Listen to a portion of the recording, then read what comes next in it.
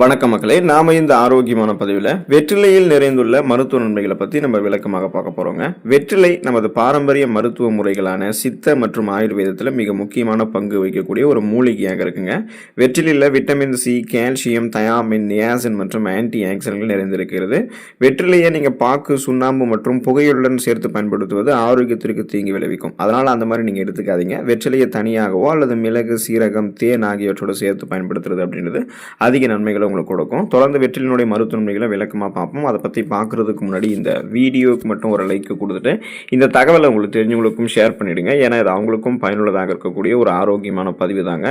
இது போன்ற அப்டேட்ஸ்கள் நீங்கள் தொடர்ந்து பார்க்குறதுக்கு நம்மளுடைய ஹெல்த் நியூஸ் தமிழ் சேனலை மறக்காமல் சப்ஸ்கிரைப் பண்ணி வச்சுக்கோங்க. பக்கத்தில் இருக்கக்கூடிய பெல் பட்டனையும் கிளிக் பண்ணி ஆல் அப்படின்ற ஆப்ஷனையும் செட் பண்ணி வச்சுக்கிட்டீங்க அப்படின்னா நாங்கள் போடக்கூடிய எல்லா அப்டேட்ஸும் உங்களுக்கு நோட்டிஃபிகேஷன் அடிக்கடி வந்து சேரும். சரிவாங்க மக்களே, இப்போ வீடியோக்குள்ளே போயிடலாம். செரிமான மண்டலத்தை மேம்படுத்திக் கொள்வதற்கு நம்ம வெற்றிலை எடுத்துக்கொள்ளலாங்க. ஸோ செரிமான நொதிகள் பார்த்தீங்கன்னா வெற்றிலையில் கரெக்டான லெவலில் இருக்கும். வெற்றிலையை நீங்கள் மெல்லும் போது சுரக்கக்கூடிய அந்த உமிழ்நீர் உணவை எளிதில் செரிமானம் செய்யறதுக்கு உதவிகரமாக இருக்கும். இதனால் அந்த பசியின்மை மற்றும் வாயு தொல்லை எல்லாமே உங்களுக்கு சரி பண்ணிடலாம். வெற்றிலை நம்மளுடைய குடலில் இருக்கக்கூடிய வாயுவை அகற்றி, அதாவது கார்மினேட்டிவ் எஃபெக்ட்னு சொல்லுவோம். ஸோ அதை நமக்கு ரிலீஸ் பண்ணிட்டு பசியை நமக்கு தூண்டுகிறது.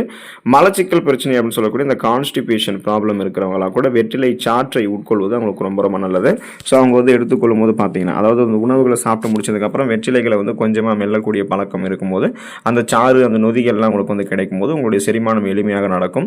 செரிக்கப்பட்டிருக்கக்கூடிய உணவு மூலக்கூறுகள் ஊட்டச்சத்துக்கள் உறிஞ்சப்பட்டதுக்கப்புறம் மீதம் இருக்கக்கூடிய கழிவுகள் உங்களுடைய குடல்களிலிருந்து வெளியேற்றப்பட்டுவிட்டு ஒட்டுமொத்த வயிறு குடல் ஆரோக்கியத்தை மேம்படுத்தி செரிமான மண்டலத்தையே நீங்கள் வலுப்படுத்திக் கொள்வதற்கெல்லாமே வெற்றிலை உங்களுக்கு துணை புரியுங்க.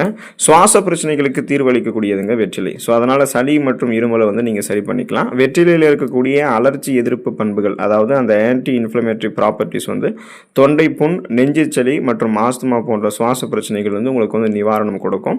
ஸோ அதை எப்படி நீங்கள் பயன்படுத்தணும் அப்படின்னா, வெற்றிலை சாரோட கொஞ்சமாக நீங்கள் தேன் அல்லது மிளகுத்தூள் கலந்து சாப்பிட்டீங்கன்னா இருமல் மற்றும் சளி எல்லாம் குறையும்.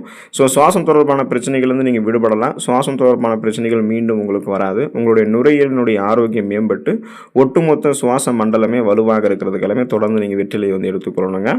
வாய் ஆரோக்கியத்தை பாதுகாத்துக் கொள்வதற்கு நீங்கள் வெற்றிலை எடுத்துக்கொள்ளலாங்க. இப்போ துர்நாற்றம் உங்களுக்கு வீசுது மற்றும் கிருமி உங்களுக்கு இருக்குன்னா அதையெல்லாம் நீக்கிவிட்டு கிருமி நாசினியாக வெற்றிலை உங்களுக்கு செயல்படும். ஸோ துர்நாற்றத்தை நீக்கி வாய் புத்துணர்ச்சி உங்களுக்கு கொடுக்கும். ஒரு மவுத் ஃப்ரெஷ்னர் மாதிரி வெற்றிலை உங்களுக்கு செயல்படும்.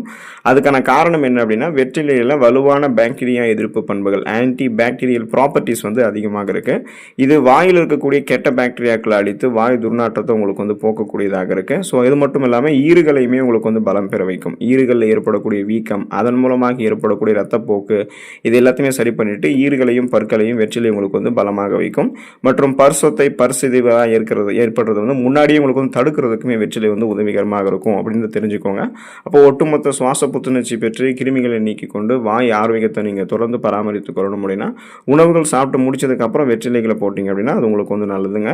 காயம் மற்றும் வீக்கத்தை சரி பண்றதுக்கு, அதை ஆற வைக்கிறதுக்கு வெற்றிலை நமக்கு உதவிகரமாக இருக்கும். ஏன்னா வெற்றிலை இயற்கையான கிருமி நாசினியாக செயல்படுது.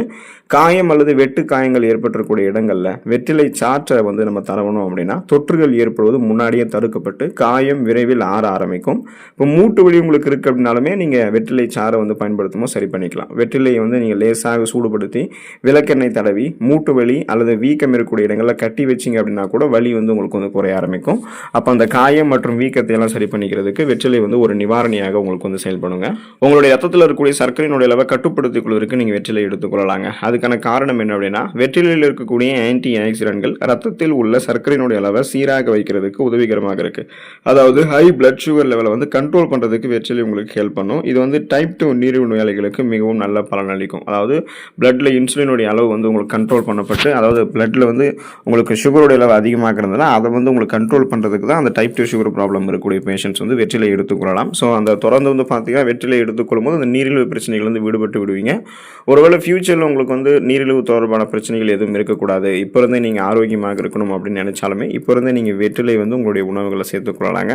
தலைவலியிலிருந்து நிவாரணம் பெறுவதற்கு வெற்றிலை நம்ம எடுத்துக்கொள்ளலாங்க. வெற்றிலைக்கு நரம்புகளை அமைதிப்படுத்தக்கூடிய குணம் இருக்குது. கடுமையான தலைவலி இருக்கும் பொழுது வெற்றிலையை நீங்கள் அரைத்து நெத்தியில் பத்து போட்டீங்க அல்லது அதனுடைய சாற்றை நெற்றியில் தடவினீங்க அப்படின்னா தலைவலி உங்களுக்கு உடனே குறைய ஆரம்பிக்கும்.